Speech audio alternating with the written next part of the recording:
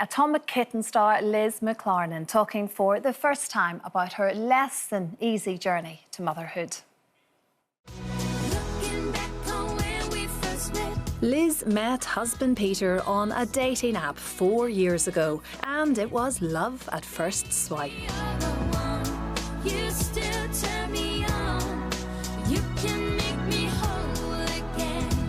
Both aged 40, they started their IVF journey together soon after. They had 3 failed embryo cycles and took a break before their wedding in 2023 before trying again. The following year, Liz suffered 2 miscarriages, and just before Christmas, together the couple accepted they'd never be parents. But a new year brought new hope, and they decided to try again. Liz found out she was expecting, meaning her dreams of motherhood are now becoming a reality. Please welcome Liz McClarnon. Welcome, Liz. I'm waddling around. No, you are not. Yes, you are definitely pregnant. I was looking out for steps for you there. Thank you. Huge congratulations. Thank you. Liz. That piece then just made me get a bit teary back there. Of course it does. I know it. Well, we get that because it hasn't been an easy journey to get to this point, and we're very happy and everything's really good now. But you can't help yourself but reflect. Yes. Yeah. It's been really, really tough actually.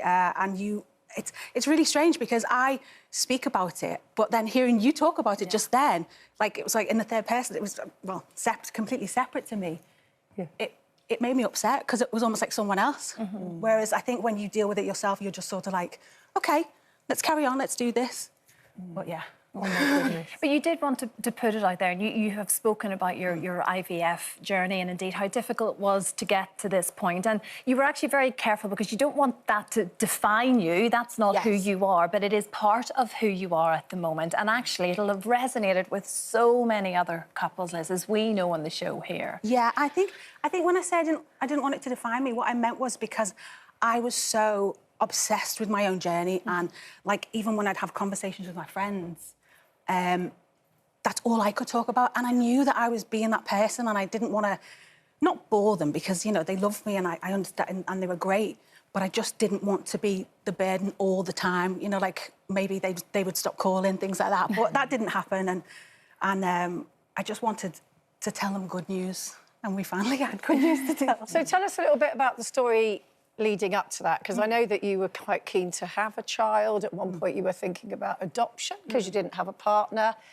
Then you met lovely Peter. At what point did you realise that maybe you were going to start having fertility issues? We didn't know. The reason we went to a doctor just to find out is because when we met, I was over 40, and it's a reality. You know, we just thought, let's see where we are, let's see where we stand. So we went to a doctor, and they did a few tests like they do, and they just said, everything seems okay. You've got fluid around your ovaries, things like that, you know. But should we just let's start some treatments, let's start some things, you know, start you on a couple of hormones and... Because how old were you at this point? 40. Yeah. Yeah, 40. And sorry to interrupt you, but had Pete realised when he met you, you know, you said to him you wanted children, do you think he had an inkling of what that might involve? That's a good question, you know. I think he did because... he's a doctor. He's a doctor, yeah. Yeah. But we are both of an age, and I think... And he being a doctor, I think he knows more about it than even, you know, I would. So he was just like, yeah, this is something we need to do. Okay. But you do think, straight away, this will be fine. One go, this will be it. Well, you hope, don't you? But what actually happened? Tell us. Oh, it was awful. I think the first time we had, I think we got about 10 eggs and a couple of fertilised, and then we went on holiday because it was so stressful. You get phone calls every day. They tell you, they keep you updated. And we got so stressed that we just went away to France for a few days, and then we got a phone call while we were there to say no embryos had reached blastocyst stage, which is what you need to do the transfer. And it was just the biggest shock of my life. Like, I just didn't expect them to say that. I don't think anyone does. I I just thought they'd go, yeah, everything's great, so we'll see you on Tuesday and we'll book your appointment in and we'll do the transfer and then you'll be pregnant. And I think it just became such a shock. So then the second time I was like, maybe this time. You do have so much hope every single time. And then, you have to have, don't you? Yeah, you have. That's so true, actually. You have to have. Because I sort of... I hated myself a little bit for having the hope, but you're so right, actually. If you don't go into it with that, why are you doing it? Yeah. Because it's a tough old journey, isn't it? The injections, the constant appointments, the constant disappointment sometimes in your particular case. Yeah, So what happened on the second time? I don't remember. They all sort of blurred. Around like 2, 4 and 5 are sort of quite blurred. I think we got a few... We didn't have a transfer until cycles 5. Yeah, we didn't get a transfer till then. And how many months did that take? I mean, what was the time frame? So you inject for about 2 weeks. Then you have you have egg retrieval, which is a mini operation basically. You know, they sedate you, and you wake up and you find out how many eggs that they found, and then the egg is fertilised the same day. Then you wait another few days to find out if it's got to one stage, then you wait another 2 days to see if it's got to another stage. So basically you wait about 6 days to see if it's got to blastocyst. And then, or you can wait 3 days as well sometimes. It's quite complicated. And then you suffered miscarriages as well. And then you suffer miscarriages, yeah. But, you know, I know a lot of positive stories. You know, I have a friend who did get pregnant on her first try with IVF, which is just... And you yourself are now a positive story. So tell us about that moment when it was like, you are pregnant after everything. So I did... You're meant to wait. After transfer, you're meant to wait. Different clinics say different things, but in my clinic, it was wait for 11 days to take a test. I didn't wait 11 days. I decided I was going to test a bit early because to be honest, I was bleeding. So I just wanted a bit of... I wanted to know yes or no. And I looked at Pete was at work and I was really naughty and I took a test without him. And I was so scared again because I've only just had a miscarriage in November. So I took a test and I looked at it and it was blank. And I was like, oh my God. And I just uncontrollably started crying.